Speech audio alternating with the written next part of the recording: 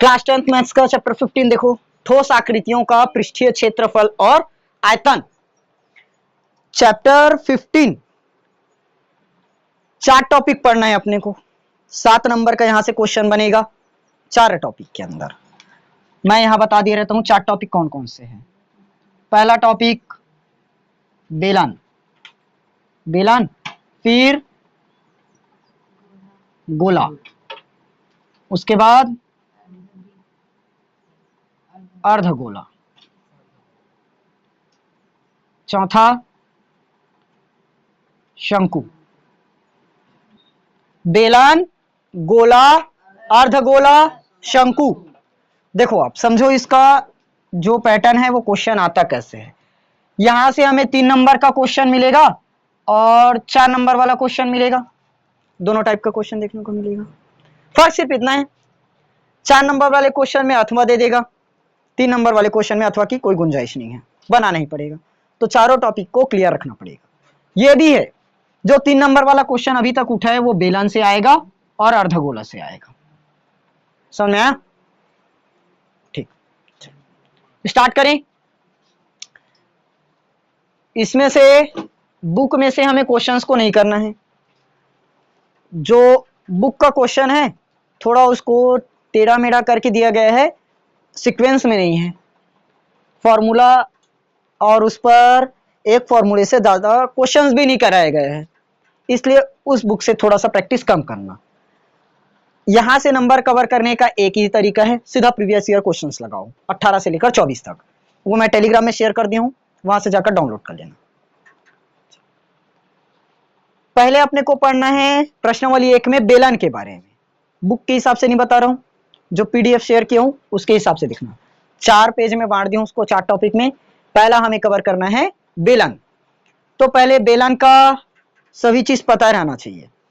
उसका आधार पता रहना चाहिए, त्रिज्या पता रहना चाहिए, ऊंचाई पता रहना चाहिए, मोटाई, उसका आयतन, क्षेत्रफल, पृष्ठीय क्षेत्रफल, इन सब के बारे में तब कवर होगा। स्टार्ट करें। पहला टॉपिक क्या है हमारा? बेलन। समझो आप बेलन के बारे में। बेलन किसको कहते हैं जानते हो? हाँ, तुम लोग तो लड़कियां ज्यादातर जानते होंगे। रोटी बनाने वाला वही बेलन है, पता है ना? बनाया तो नहीं हो जिंदगी भर, कहां से जाना। चलो बनाते हैं बेलन। ऐसा का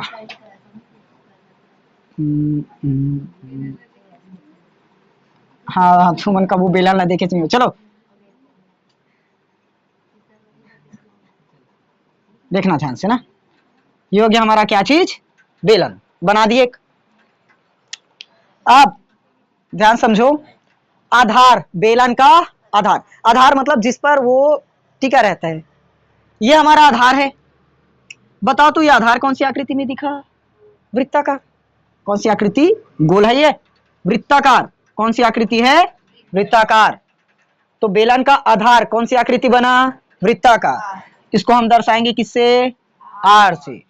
तो आधार की त्रिज्या अगर बोला, बेलन के आधार की त्रिज्या, तो वो क्या चीज है? आर। समझ में आया? बेलन की आधार की त्रिज्या क्या है? आर। और ये उसकी ऊंचाई यानी कि मोटाई। ठीक, और ये भी आर, तो ये क्या बन जाएगा अब हमारा? Direct 2r। क्या बन जाएगा? 2r। समझ में आया? इस दूरी को हम क्या बोलेंगे? 2r को d, यानी कि व्यास। पढ़ाया था, याद है? व्यास बराबर 2 गुणित त्रिज्या। व्यास बराबर 2 गुणित त्रिज्या। अगर व्यास 4 है तो त्रिज्या हमारा 2 बनेगा। त्रिज्या 2 है तो व्यास 4 बनेगा। समझ में आया? फॉर्मूला लिखता हूं सीधा। बेलन का आयतन, बेलन का आयतन 8वीं क्लास में इसको और पढ़कर आए हो, 9th में शायद नहीं था ज्यादा। बेलन का आयतन पाई आर स्क्वायर एच पढ़े हैं। बेलन का आयतन पाई आर स्क्वायर एच। बेलन का वक्र पृष्ठ, बेलन का वक्र पृष्ठ 2 पाई आर एच। वक्र पृष्ठ क्या है? 2 पाई आर एच। अब आएगा बेलन का संपूर्ण पृष्ठ, संपूर्ण पृष्ठ। ये क्या होता है? 2 पाई आर, आर प्लस एच है, 1 नहीं है, एच है। 2 पाई आर आर प्लस एच। यहां तक समझ में आ गया? अब नीचे आते हैं। बेलन की आधार की परिधि, बेलन के आधार की परिधि बताओ। आधार कौन सी आकृति बनाया? वृत्ताकार। तो यहां वृत्त की परिधि, वृत्त की परिधि क्या बनता है? 2 पाई आर। और आधार का क्षेत्रफल अगर लगा दिया तब पाई आर स्क्वायर। वृत्त का क्षेत्रफल ही तो बनेगा, क्योंकि आधार वृत्ताकार में दिख रहा है। समझ में आया? अब देखो, जो क्वेश्चन आएगा ये 4 टॉपिक के अलावा कहीं से नहीं भटकेगा। मतलब ये 4 सूत्र से ही पूरा का पूरा बेलन का कंसेप्ट क्लियर होगा, हर एक क्वेश्चन बन पाएगा। एक चीज याद रखो, व्यास बराबर 2 गुणित त्रिज्या। व्यास बराबर 2 गुणित त्रिज्या। हमें कभी भी व्यास की जरूरत नहीं पड़ेगी बेलन में, हमेशा रहेगा तो त्रिज्या की जरूरत होगी। किसका? त्रिज्या। तो त्रिज्या क्या निकलेगा? व्यास डिवाइडेड बाय 2। समझ में आया? अब मान लो व्यास 10 है तो त्रिज्या कितना बनना चाहिए? 5। व्यास 6 है तो त्रिज्या 3। व्यास 8 है तो 4। व्यास 12 है तो 6। व्यास 4 है तो व्यास अगर 2 है तो 1। समझ में आया? त्रिज्या को बिना सोचे समझे सीधा आधा कर दो, वो गया। अगर व्यास दिया और त्रिज्या पूछा है तो डायरेक्ट आधा कर दो बिना फॉर्मूला लगाए। कर लोगे? जैसे अभी बताया, व्यास मेरा 8 है तो त्रिज्या आधा कर दो 4। व्यास अगर 6 है तो आधा कर दो, बन जाएगा। प्रश्न नंबर 1 में ये इतना फॉर्मूला से काम करेंगे। क्लियर? अब मैं यहां पर एक एक करके इन सबसे क्वेश्चंस को कराता हूं, इनको नोट करो। यहां उन्हीं क्वेश्चंस को करेंगे ना जो प्रीवियस ईयर में आया है। 18 से लेकर 24 तक हर एक क्वेश्चन को लगा लो, नंबर नहीं कटेगा। नोट करो जल्दी। अब क्वेश्चंस को ध्यान समझो ना, क्या क्या दिया है। ऐसी क्वेश्चन ज्यादातर देखने को मिलेगा, हर साल इसी टाइप का आएगा। एक बेलन का व्यास कितना सेंटीमीटर दिया है? 14 सेंटीमीटर। ऊंचाई कितना है? निकालना क्या है? बेलन के वक्र पृष्ठ का क्षेत्रफल। 3 चीज बस देखो, एक चीज जो हमें दिया हुआ है क्वेश्चन में, और दूसरा चीज जो निकालना है, फिर उसके बाद तीसरा चीज आएगा फॉर्मूला सीधा। ज्यादा दिक्कत नहीं करेगा। जो गिवन वैल्यू है दिया है उसको चेक करो क्या क्या दिया है, उसके बाद दूसरा क्या ज्ञात करना है, तीसरा फॉर्मूला, और चौथा उसकी कैलकुलेशन, यानी कि थोड़ा काटा फिटे हो। और लास्ट में उसका मात्रक लिखना मत भूलना। मात्रक बताऊं, जैसे ए का मतलब क्षेत्रफल, ए का मतलब क्षेत्रफल, ए गुणित ए का मतलब क्षेत्रफल गुणित क्षेत्रफल हो जाएगा, यानी कि ए का स्क्वायर। ठीक, ए का स्क्वायर। और अगर इसको मैं ए क्यूब, सॉरी गलत गलत गलत गलत गलत गलत, सेंटीमीटर, किसी का जो त्रिज्या है मान लो सेंटीमीटर में दिया है, ये क्या हुआ हमारा? त्रिज्या सेंटीमीटर में दिया है। सेंटीमीटर गुणित सेंटीमीटर करोगे तो क्या हो जाएगा? ये सेंटीमीटर का स्क्वायर। वैसे ही सेंटीमीटर का क्यूब, ये क्षेत्रफल के लिए बनेगा और ये आयतन के लिए बनेगा। जब क्वेश्चन आएगा तो मैं इस पर सभी को एक एक करके बताऊंगा। अभी फिलहाल याद रखना यूनिट। बेलन का जो व्यास है कितना दे दिया? 14। ऊंचाई कितना दिया? 10। वक्र पृष्ठ ज्ञात करना है। तो ध्यान समझो, अगर क्वेश्चन में कुछ नहीं आ रहा है तो जो वैल्यू दिया है उसी को रख दो, पहले 1 नंबर उसी में मिल जाएगा। दिया है क्या क्या दिया है? व्यास, बेलन का व्यास पता है कितना है, 14 सेंटीमीटर। यहां पर हम लिखे त्रिज्या, ज्ञात करना है अभी, रुको। ऊंचाई कितना दिया है, ऊंचाई को किससे दर्शाएंगे, h से। त्रिज्या को किससे दर्शाएंगे, r से। ये हमें दिया है 10 सेंटीमीटर। निकालना क्या है, बेलन का वक्र, कहां आयतन दिखा, वक्र पृष्ठ का क्षेत्रफल। ये समझ में आया कि नहीं आया, इतना कर लोगे क्वेश्चन को देखकर ही। क्वेश्चन में जो दिया है हमने उसी को लाइन से लिख दिया, इसमें इस फॉर्म में दिया था, हमने उसको एक एक लाइन में उतार कर लिख दिया। इसी में 1 नंबर मिल जाएगा अगर सही सही करोगे तो। समझ में आया। चलो अब बताओ, व्यास 14 है तो त्रिज्या कितना बनना चाहिए, 7। अभी बताया था, आधा कर दो सीधा, कितना बनेगा, 7। समझ में आ गया। बेलन का क्या ज्ञात करना है, वक्र पृष्ठ। तो जानते हैं वक्र पृष्ठ का क्षेत्रफल, वक्र पृष्ठीय क्षेत्रफल क्या बनता है, 2 पाई आर एच, 2 पाई आर एच। 2 का मैंने लिखा 2, पाई का मान सबको पता है 22/7, आर का मान मुझे कितना दिया है 7, एच का मान कितना दिया है 10, क्या होगा 10। कटेगा तो काट दो, 7 एकम 7 कट गया पूरा, 22 दूनी 44, 44 गुणित 10 मतलब 440, 44 गुणित 10 करोगे 440 आया। अब बताओ सेंटीमीटर है, मैं क्या लगाऊंगा यहाँ, सेंटीमीटर।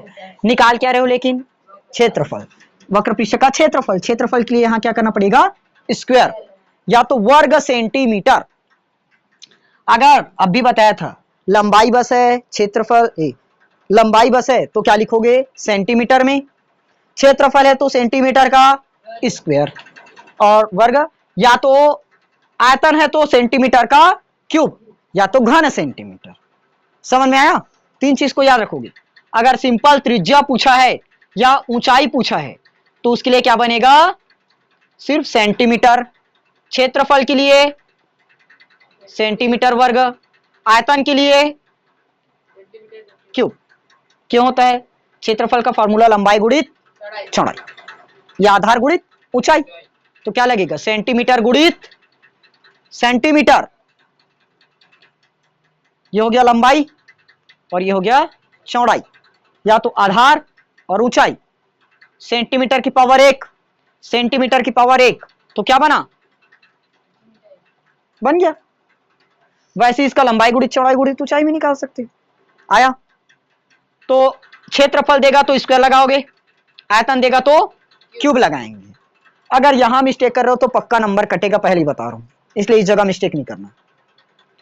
क्लियर। एक एक नंबर बारीकी से करते चलना, इसका नोट करो। चलो चलो देखो नया क्वेश्चन। एक बेलन का व्यास 10 सेंटीमीटर दिया है, ऊंचाई 7 सेंटीमीटर है, आयतन ज्ञात करना है। 2018 का ये है, सेट बी में मिला है। व्यास 10, ऊंचाई 7, इस बार फर्क क्या है, सिर्फ आयतन ज्ञात करना है। कंडीशंस बता दी हूं, जितना वैल्यू दिया सबसे पहले उनको लिख लो। व्यास कितना, 10 सेंटीमीटर। तो हमें पता है अगर मुझे व्यास दिया हुआ है तो मैं त्रिज्या आधा करके आराम से निकाल दूंगा। कितना आएगा, 5 सेंटीमीटर। ये भी पता चल गया, त्रिज्या पता है। ऊंचाई कितना दे दिया अपने को, 7 सेंटीमीटर। h बराबर 7 सेंटीमीटर। हमें निकालना क्या चीज है, आयतन। ये अपन लिख दिए, आयतन हमें ज्ञात करने बोला है, यहां तक कर दिए, 1 नंबर हाथ में आ गया। अब फॉर्मूला चलेगा। आयतन का फॉर्मूला बताओ,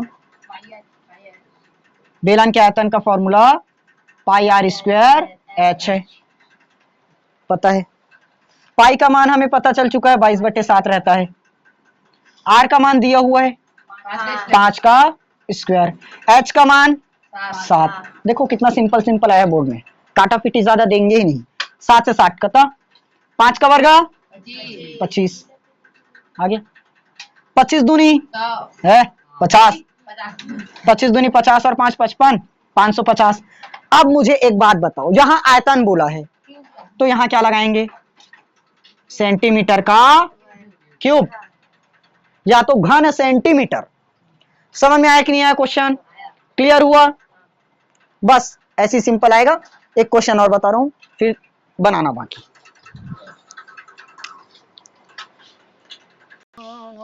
ये दूसरा क्वेश्चन है ना, क्वेश्चन दूसरा। मैं इसका स्क्रीनशॉट लास्ट में लगा दूंगा, पूरा क्वेश्चन वहीं से देख लेना और बना लेना। अरे ये क्वेश्चन नंबर 3 है ना, नया क्वेश्चन।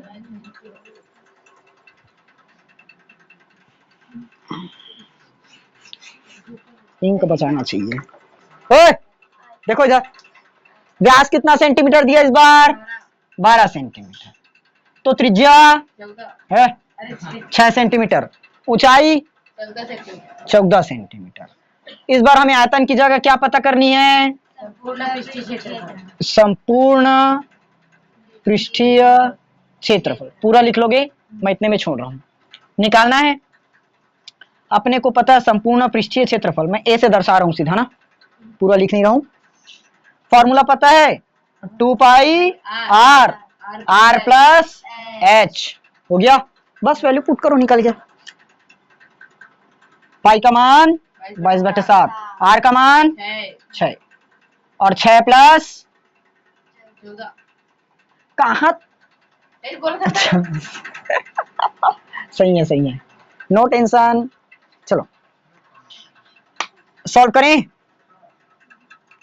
2 गुणित 22/7, 14 और 6 20, 20 गुणित 6, 20 गुणित 6, 14 और 6 20 गुणित 6। चलो ये कटेगा क्या? नहीं कटेगा ना। 22 दूनी हो जाएगा 44, 44 दूनी 88, 880 गुणित 6, 6 अट्ठे 48, और 6 अट्ठे 48, 48 4 52, 5280 बटे में 7, 5280 बटे में 7 आएगा। सॉल्व करके देखते हैं क्या निकलेगा। सही किया हूं ना? 22 दूनी 44 दूनी 88, 6 अट्ठे 48, और 6 अट्ठे 48 और 4 52, 5280, 7 7 49 होगा क्या? कितना बचा? 3, 7 पंचे 35, 3 बचा, 7 चौक 28, पॉइंट लगा 2 बचा, तो 7 दूनी 14, 754.2 संपूर्ण पृष्ठ है, इसलिए यहाँ पर पृष्ठीय क्षेत्रफल है तो सेंटीमीटर का स्क्वायर।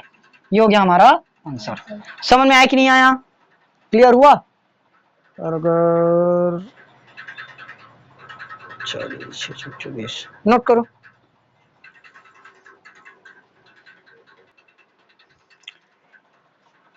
एक छोटा सा बता रहा हूं, उसको याद रखना ना।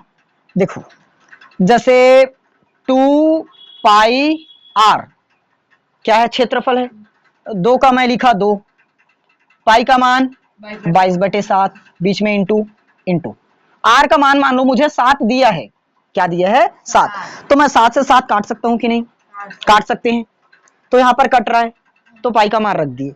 अब इसी को एक प्रकार से और चेंज करेंगे। 2 का 2, और पाई को अभी मैं कुछ देर के लिए कुछ नहीं लिखा। आर का मान मान लो मुझे दिया है 8। कितना दिया है? 8। पाई की जगह मैं कितना रखूंगा? 22/7। अब थोड़ा सा यहां पर लॉजिक लगाओ। ये 2 है, 7 से कट पाएगा क्या? 8 7 से कट पाएगा क्या? नहीं। इसलिए यहां पर हम पाई का मान नहीं रखेंगे, पाई को पाई ही रख दो। 8 दूनी 16, और ये पाई का पाई, तो आंसर कितना हो गया? 16 पाई आया। यहां पर 7 से 7 कट रहा है कि नहीं? तो यहां पर पाई का मान रखोगे कि नहीं? रखेंगे। अब बताओ यहां पर कट रहा है क्या? कुछ नहीं कट रहा है, तो पाई को पाई ही छोड़ दो। इस तरह से भी बन सकता है। कितना हो जाएगा? 20 गुणित 6 गुणित पाई गुणित 2, 6 दूनी 12 दूनी 24 होगा। 6 दूनी 12, 12 दूनी 24, और 0 का 0, 240, और ये पाई का पाई, सेंटीमीटर का स्क्वायर। ये लो आंसर आ गया। समझ में आया? अगर पाई का मान नहीं कट रहा है तो पाई रखो ही नहीं। क्लियर हुआ? चलो नोट कर लो।